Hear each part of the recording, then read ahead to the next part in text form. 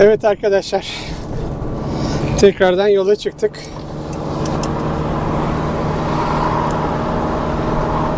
Şimdi amacım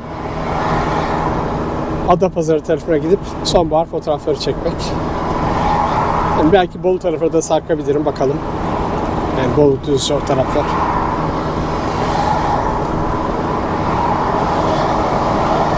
Şimdi Ormanya'ya gitmeyi planlıyorum. Eğer yer bulabilirsem orada kalacağım. Bulamazsam da Sapanca tarafına kalacağım bu akşam. Bu akşam biraz geç çıkabildim, işlerim vardı. Artık yani itibariyle de fotoğraf çekimlerime başlayacağım. Mikrofonu taktım.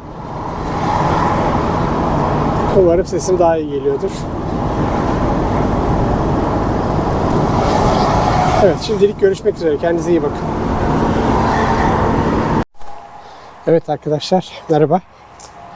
Bakın şu anda Ormanya'dayız.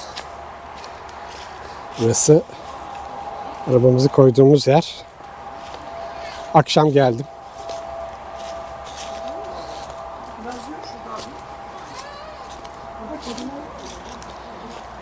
Pazar akşamı. Pazar akşamı olunca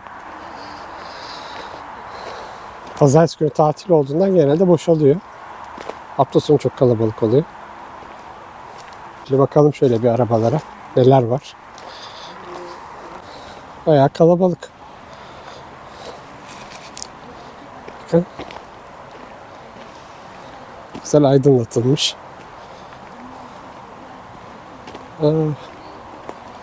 Çok kalabalık.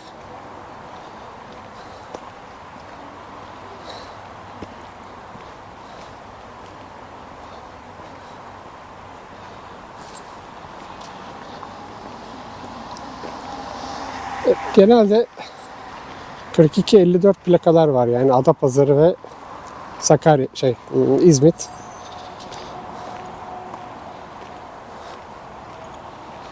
Öyle.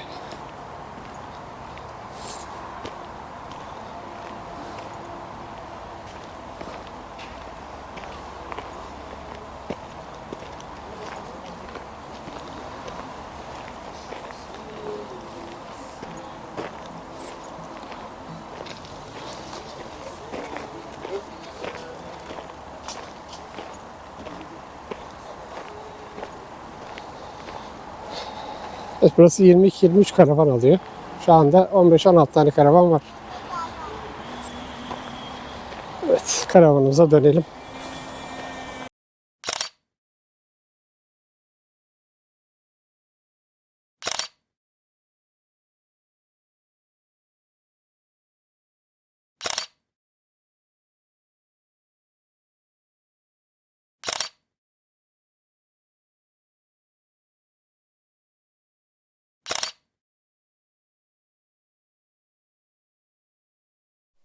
Evet, günaydın arkadaşlar. Şu anda Ormanya'dayız. Dün gece ve bu gece burada kaldık. Yani 2 gündür buradayız. Pazar günü kapalı olduğu için gezemedim pek. Daha önceden Ormanya'ya gelmiştim. Ama bu sefer biraz sonbahar fotoğrafı çekmek istiyorum. Onun için bir tur atacağım. Güzel fotoğraf yakalayabilirsem onları çekeceğim. Karavanım burada, bakın. Yani %70'i dolu şu anda Ormanya'daki karavan parkının. Evet, durumlar böyle. Şimdi bir gezelim. Yürüyüş parkurlarında yürüyelim. Güzel fotoğraflar bulursak da çekelim. Bakın, renkler çok güzel. Ağaçların renkleri. Yani yaprak dökümü başladı burada.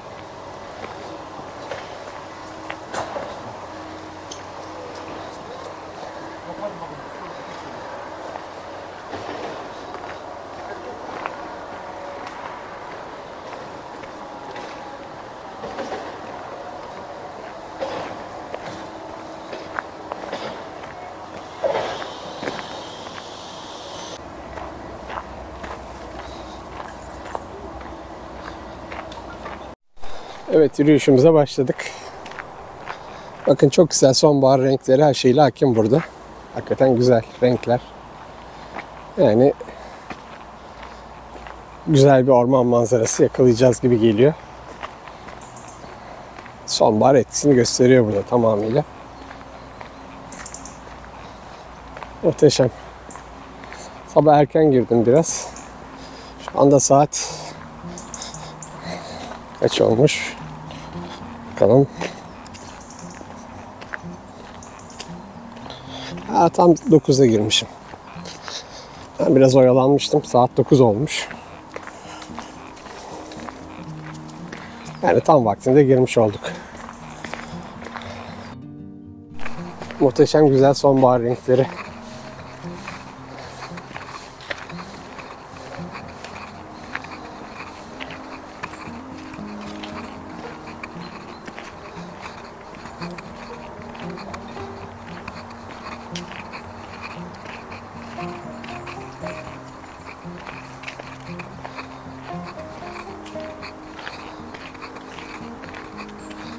Böyle çok güzel yapmışlar. Çok beğeniyorum. Her gelişimde daha çok beğeniyorum.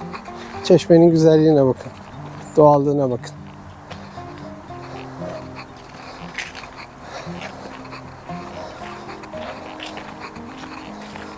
Artık Hobbit evlerine gitmiyorum tekrardan. Geçen sefer çok güzel fotoğraflar çekmiştim. Evet bakın.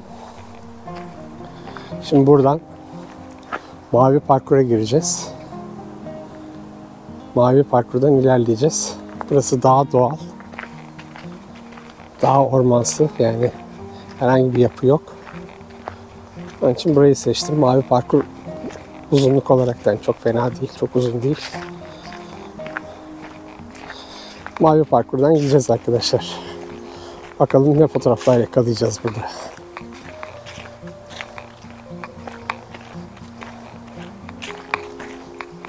Her şey çok güzel yalnız. Doğa çok güzel. Hava yürüyüşe çok uygun.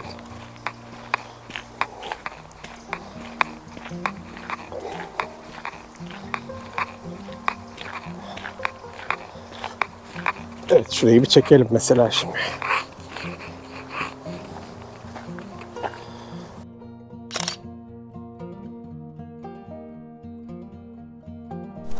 Evet arkadaşlar, Ormanya'dan yayınımıza devam ediyoruz. Bakın yine full aksesuar. Kamera, GoPro kuşandım.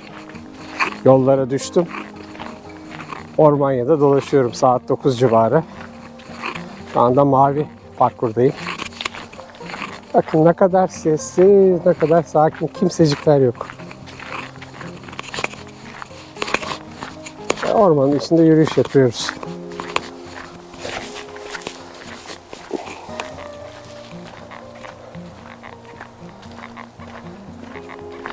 Yani orman yakalamak istiyorsanız burası muhteşem güzel bir yermiş. İyi bir seçim olduğunu düşünüyorum.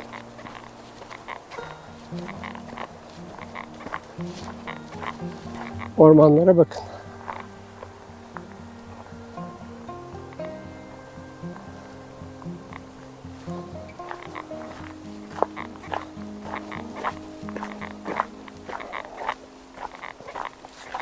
Şu anda Kuzuyayla tarafında muhtemelen sis var. Kartepe'ye baktım. Dağlar sis içindeydi. Orası da ilginç olabilir. Bakın renklere bakın. Böyle sararmış, yeşiller. Böyle sarılar. Çok güzel renkler var. Şu yolun güzelliğine bakar mısınız? Evet, burayı da bir çekeyim arkadaşlar.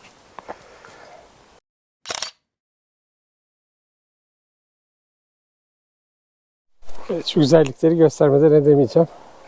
Bakın sarmaşıklar ağacın gövdesini nasıl sarmış. Bu arada burası çok güzel bir fotoğraf spotu. Burayı da çektim.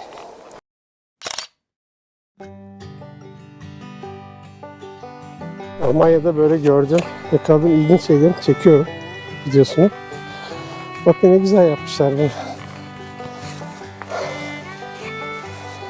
Oturup yürüyüşten sonra dinlenebilirsiniz. Çok yaratıcı bir çalışma olmuş.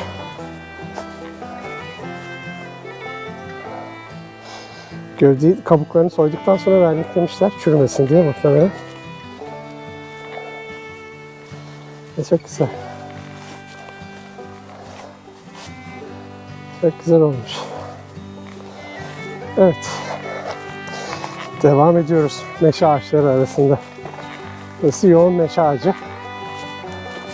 Zaten yerlerdeki yapraklardan da anlaşılıyor.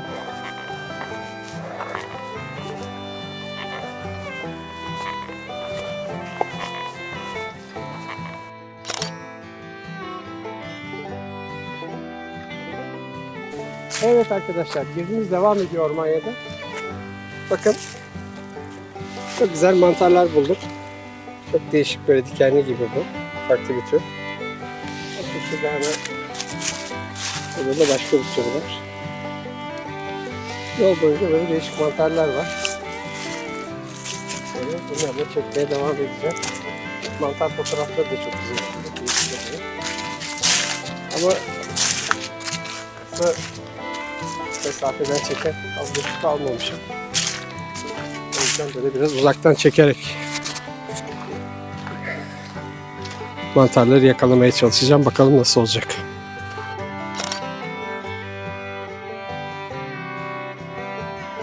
Evet arkadaşlar, bakın. Gölün olduğu bölgeye geldik. Burası olta balıkçılığı, sportif amaçlı olta balıkçılığı gölüymüş. Bakın ne kadar güzel. Ben de böyle bir yerin varlığından haberdar değildim. Haritada gördüm. Orman haritası, bir bakayım dedim. Ama bakın ne kadar güzel bir yer. Yani 7 gölleri aratmıyor. Bakın ne kadar şık ve güzel. Böyle sonbahar yaprakları göle dökülmüş. Böyle değişik bir ambiyans yaratmış. Bakın şu güzelliğe bakın.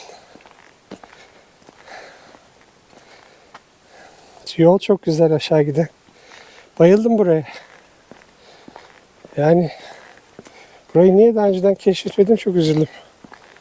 Ama şimdi keşfettiğim ve size gösterdiğim için de ayrıca çok mutluyum. Bakalım ne balıkları varmış burada. Bakın sazan balığı, kadife balığı, yayın balığı, kızıl kanat. Evet.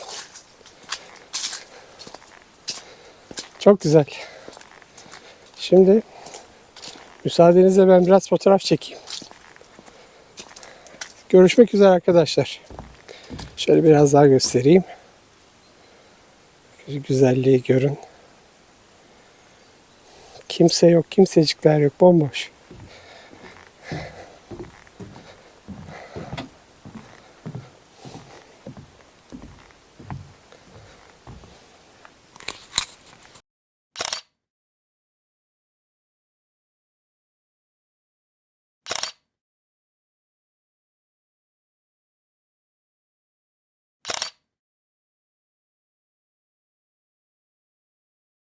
Evet arkadaşlar, bakın. Gölün tam karşı tarafına geçtim. Burada da manzara böyle. Şimdi bir de şu şeyden, teras gibi yerden bakalım. Orada nasıl bir manzara var? Burası çok güzelmiş. Yani bu haliyle bayağı güzel bir yer.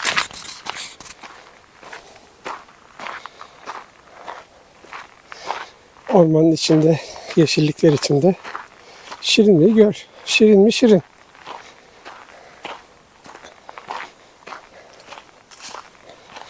Evet, bakın burada bir teras var. Buraya da çok şık 2 tane piknik masası konmuş. Yani hakikaten buraya gelip piknik yapmak lazım. O kadar güzel ki.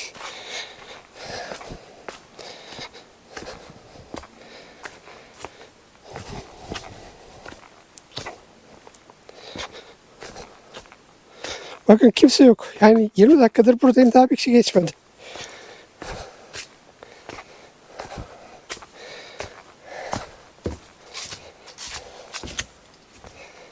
Evet. Burası da böyle bir yer. Şöyle bakalım.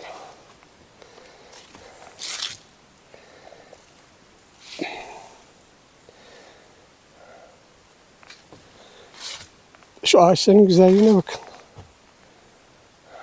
Sarmaşıklar, ağaçlar. Sararan ağaç dalları, yapraklar. Evet, böyle güzel bir yer arkadaşlar. Suyun üzerinde değişik sonbahar yaprakları, meşesi, kökleri, çınarı, her şey var. Kara ağaç.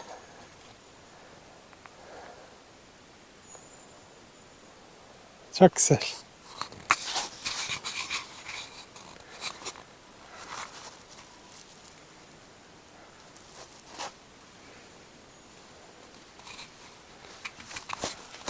Evet, görüşmek üzere.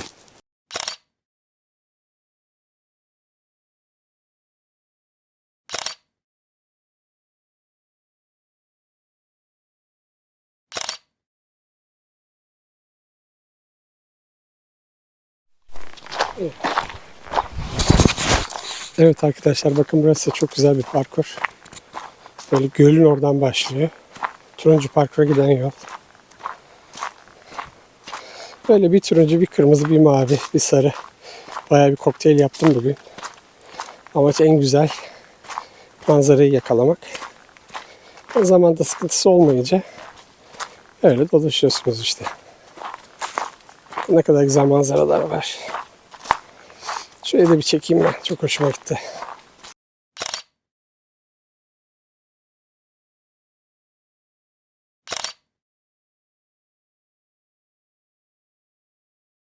Evet arkadaşlar, merhaba. Yürüyüşümüz devam ediyor. Bakın şöyle enteresan bir şey var. Bir kütük, eski bir kütük çürümekte olan. Üzerinde mantarlar çıkmış. Şimdi bunun bir fotoğrafını çekmeye çalışacağım. Bakalım nasıl görüntüler çıkacak, ben de merak ediyorum. Size de göstereceğim zaten. Evet, şuraya bakar mısınız? Ne kadar güzel.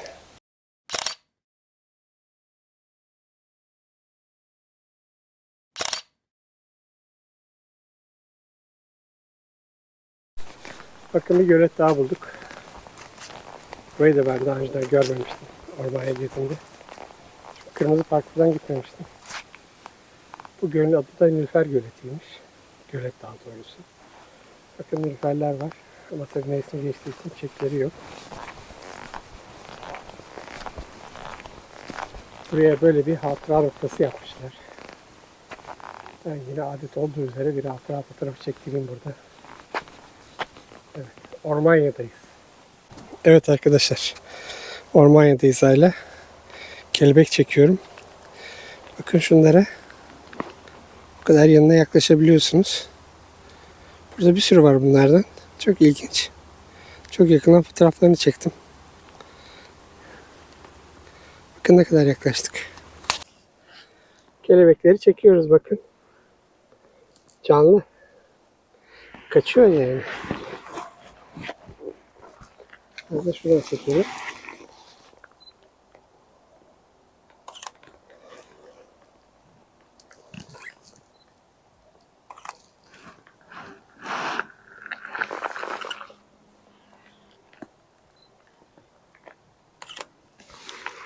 Biraz onu rahat bırakalım.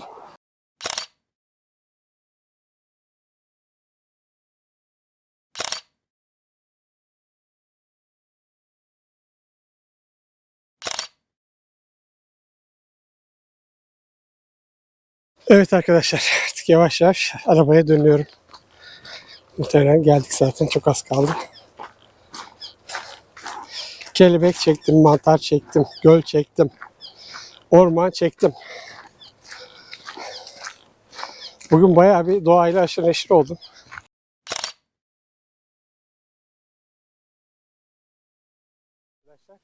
Bugün Ormanya'da 3. günümüz.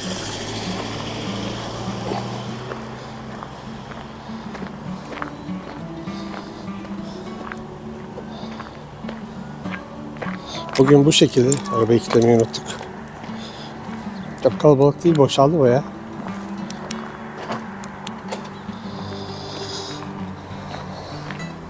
Toplasanız işte 5-6 tane, 6-7 tane araç var. Yarısı boş, yarısından çoğu. Günaydın. Şimdi simit almaya gidiyorum. Bakalım var mı?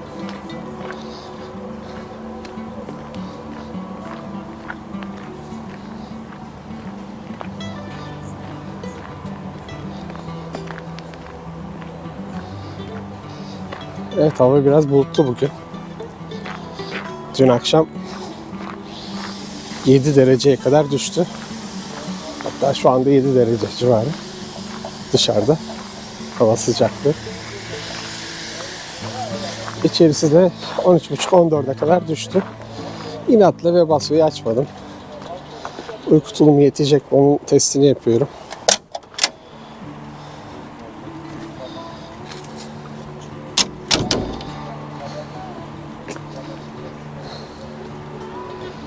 Uyku tulumunun içine girdim.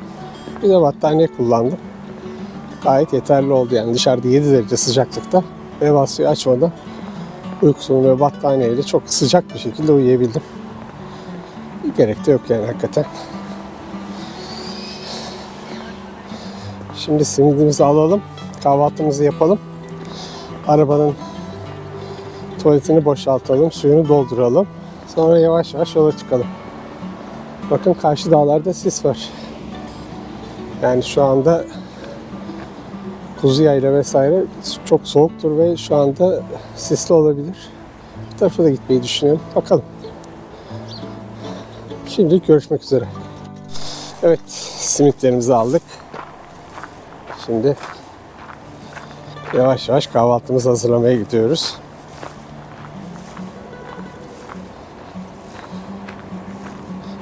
Almanya keyifli geçti yine. Burası çok keyifli oluyor her zaman olduğu gibi.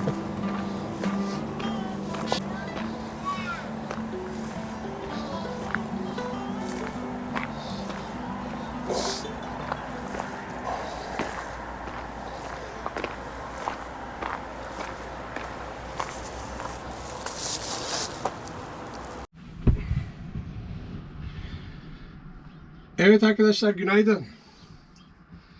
Bir Ormanya sabahından hepinize günaydınlar. Şu anda Ormanya'da son günümüz. 3 gündür buradayım. 3 gece oldu. Zaten geldiğim akşamdı, gece olmak üzereydi. Yani 7-8 gibi gelmiştim buraya. İşte bir gün Ormanya kapalıydı pazartesi günü.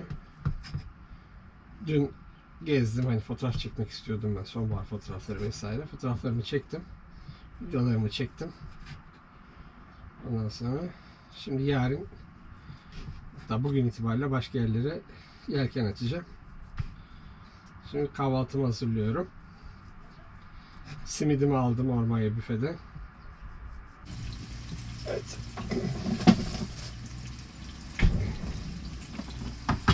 Yumurtamızı da koyalım.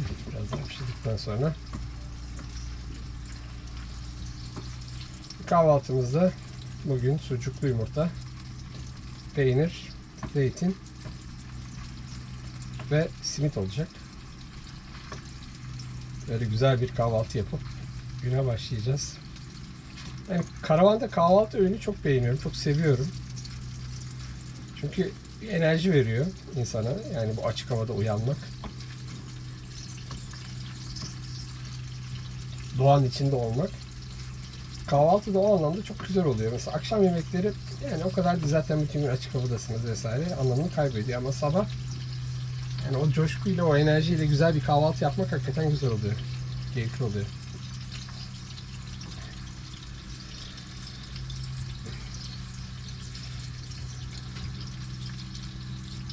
Yani mikrofon kullanmadım. Mikrofonları şarj ediyorum.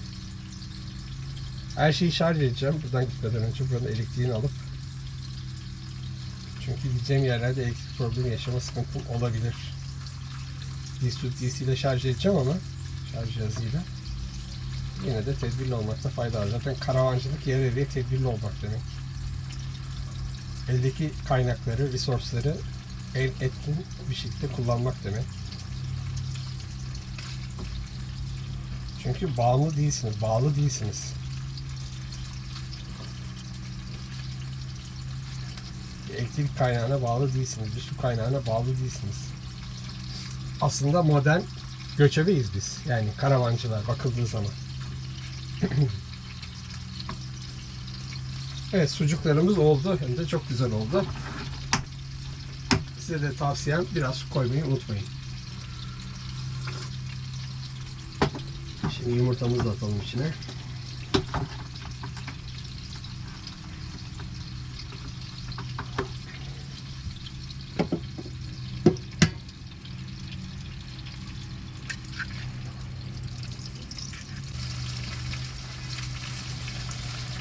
Yani Ormanya gibi yerlere çok fazla ihtiyaç var. Karavancılar için.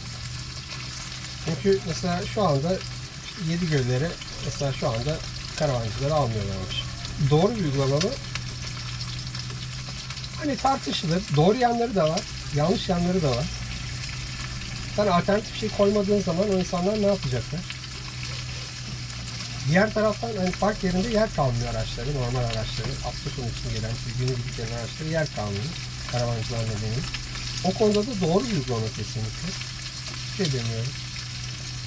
Çünkü işin bir de o tarafı var. Ama yani alternatif üretilmiyor. Tamam kaldıralım. Tamam Fethiye'de araçlar şehir içine girmesin. Tamam Marmaris'te böyle olmasın. Datça'da böyle olmasın. Güzel ama sen yerine ne koyuyorsun? Yerine bir şey koymuyorsun. Yer göstermiyorsun. Ya da yap kardeşim yani hani masrafı. Ormanya mesela çok muhteşem bir yer. Yani Kocaeli Belediyesi'ne bütün karavancılar herhalde bu konuda müteşekkirdir. Ya ama en azından sen bir yer yap, günlüğü 30 lira olsun, 40 lira olsun. Kullandığımız elektrik ne bizim yani? Su nedir mesela? Yani biz burada her şeyin minimumunu kullanıyoruz. Elektriğe bağlasak bile elektriğin minimumunu kullanıyoruz. Çünkü burada bir çamaşır makinesi çalışmıyor, fırın çalışmıyor. Elektrik burada led lambalar için elektrik çalışıyor. Bir de aküyü şarj etmek için. Evet, bugünkü konumuz da buydu arkadaşlar. Tartışma konumuz. Hem yemek yapayım hem bu konuda biraz konuşayım istedim. Hani sizin de yorumlarınız varsa lütfen yorum yazın.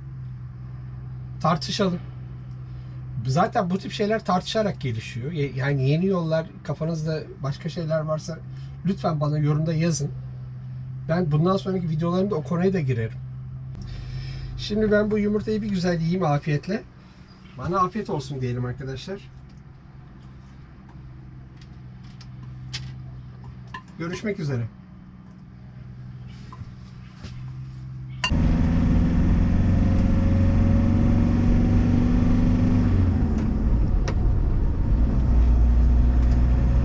Evet arkadaşlar, Ormanya çok güzel geçti, çok keyif aldım. Bir kere daha Kocaeli Belediyesi'ne teşekkür ediyorum. Yani bu minnettarlığımızı belirtmek için azdır. Çok güzel yapmışlar. İnşallah bütün belediyelere örnek olur. Yani Türkiye'de bildiğim kadarıyla 3 belediyede var bunun benzeri. Bunlar Konya, Afyon ve Kocaeli Belediyesi, Ormanya. İnşallah bütün belediyelerde benzer yapılar olur. Hem karavancılığın gelişmesi için çok güzel. Yani karavancılık çok güzel bir şey bence, uğraşı. Hayat şekli, uğraşı demeyelim, hayat şekli.